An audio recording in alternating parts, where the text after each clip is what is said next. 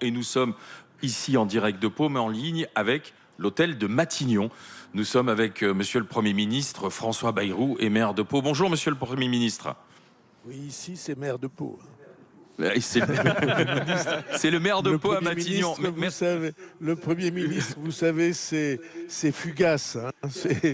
On n'est pas, comme vous le savez, on n'est pas assuré de la durée. Tandis que la mairie de Pau, c'est un enracinement profond et une histoire d'amour, pour Bah, ainsi dire. les grandes gueules sont ravis de découvrir aujourd'hui Pau là, pour notre troisième étape du Tour de France des 20 ans des grandes gueules. Mais justement, c'était important pour vous de rester maire tout en étant Premier ministre. On vous l'a reproché, mais pourquoi? Parce qu'il faut cet enracinement, parce que maire de Pau, c'est ce qui reste. Parce que je trouve que la France a beaucoup souffert de la rupture entre la base, la vie de ceux qui travaillent, de ceux qui cherchent de l'emploi, de ceux qui sont à la retraite, de ceux qui entreprennent, de ceux qui sont à la tête des associations. Ça, c'est la base. C'est des dizaines de millions de personnes, peut-être, je sais pas, 67 millions de personnes, ou 60. Et puis, vous avez une rupture avec le sommet. Pardon de ce que je vais vous dire, le sommet auquel vous appartenez aussi, les médias, ceux qui sont sur les écrans de télévision, c'est un tout petit groupe et qui est absolument en rupture avec le reste des Français, qui ne s'y reconnaissent plus et qui ont le sentiment d'être loin. C'est exactement l'histoire des Gilets jaunes. On n'a pas assez réfléchi aux Gilets jaunes, je crois. Les Gilets jaunes, c'est des Français qui avaient le sentiment d'être invisibles ou qui avaient la certitude d'être invisibles. Et donc, mon idée depuis longtemps, c'est qu'on a tort d'organiser cette coupure. On a tort de dire que c'est deux mondes et que l'un n'est pas en communication avec l'autre. Vous savez la polémique que j'ai eue parce qu'un soir, je suis rentré chez moi à Pau, parce que j'habite là-bas. Ouais. C'est mon, et que je suis. Et donc, ça a fait une polémique terrible, comme si il y avait quelque chose d'anormal à être dans la vie normale, enraciné. C'est justement pour ça, Monsieur le Premier ministre, enfin, Monsieur le maire, vous voulez faire que les ministres ouvrent des permanences. Vous souhaitez que les ministres aient des permanences à travers le pays, c'est ça? Je veux que les ministres n'oublient pas leur vie d'avant d'être ministre et d'après quand ils ne le seront plus. Et c'est pourquoi j'ai toujours plaidé, j'ai toujours fait, quand j'en avais la possibilité, que la fonction nationale qu'on exerce, eh bien, elle est une antenne sur place pour se faire engueuler quand il faut se faire engueuler, pour avoir les problèmes des gens comme ils sont, comme ils se posent. Alors, toute petite antenne, hein, 2 personnes, 3 personnes, pas plus, pas une administration. Mais vous voyez bien de quoi il s'agit. On vit en France, et c'est alors probablement c'est un héritage de la monarchie. Quand on était à la cour, alors on n'était plus sur la terre Mais vous-même, vous faites engueuler parfois par les Palois? Ah, les Palois, ils m'engueulent moins que vous ne croyez. Les Palois, ils savent que j'ai fait le choix de rester avec eux, de ne pas les abandonner, quelles que soient les responsabilités qui me sont confiées. D'abord parce qu'ils savent que je vis là et c'est pour moi quelque chose que j'abandonnerai pas.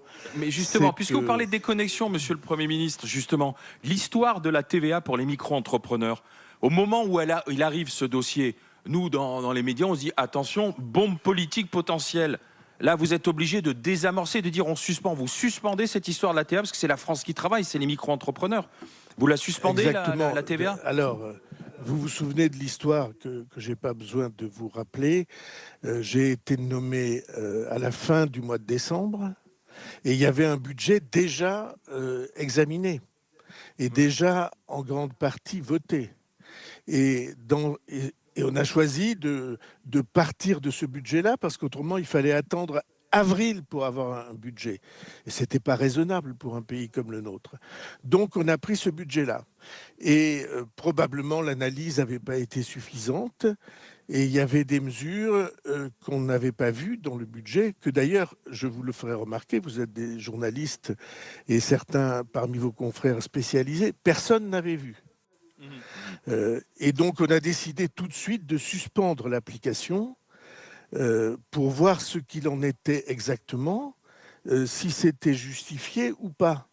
Et en effet, les artisans, pour beaucoup d'entre eux, se plaignaient avec virulence parce que leurs concurrents auto-entrepreneurs n'étaient pas soumis aux mêmes règles fiscales qu'eux. Et c'est probablement ce qui avait emporté la décision. Alors on a dit on va suspendre pour regarder ensemble avec les intéressés. Et la méthode qui est la mienne, c'est au fond, chaque fois qu'on se trompe, il faut le dire.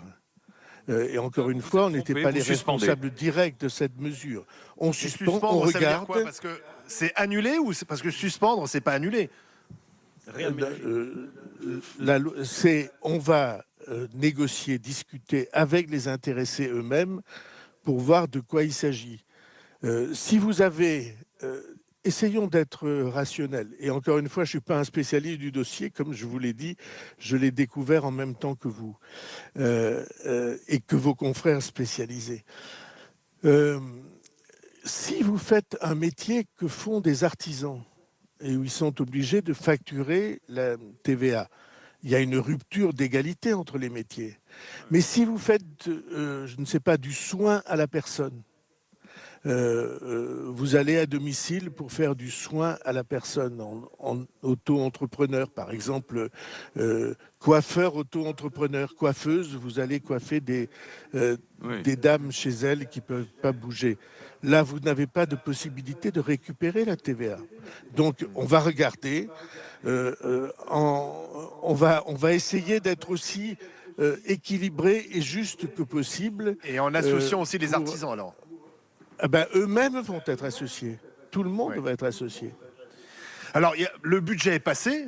Finalement, vous avez réussi là où Michel Barnier avait échoué. Mais il y a d'autres sujets qui arrivent et on voit bien des sujets de polémique, notamment le droit du sol, puisque le ministre garde des Sceaux, Gérald Darmanin, se dit favorable à l'ouverture d'un grand débat public sur le droit du sol sur notre territoire. Est-ce que vous êtes favorable à ce débat public? Moi, je crois que ce débat public est trop étroit. Et qu'il faut un débat public approfondi et beaucoup plus large que ça. Vous voyez bien ce qui fermente depuis des années. Ce qui fermente, c'est qu'est-ce que c'est qu'être français? Qu'est-ce que ça donne comme droit? Qu'est-ce que ça impose comme devoir? Qu'est-ce que ça procure comme avantage et en quoi ça vous engage à être membre d'une communauté nationale? À quoi croit-on quand on est français? C'est un débat qui, depuis des décennies, depuis au moins 30 ans, est en fermentation dans la société française. Et j'ai moi-même proposé j'ai proposé depuis déjà 12 ans ou 15 ans que quand il s'agit d'une situation comme Mayotte, ou peut-être à certains égards comme la Guyane, dans laquelle il y a des milliers et des milliers de personnes qui arrivent avec l'idée que s'ils mettent au monde des enfants là, ils seront français. Et tout ça, évidemment, ça mérite d'être reconsidéré. Ça l'a été par un texte qu'on a voté hier soir à l'Assemblée nationale, par exemple.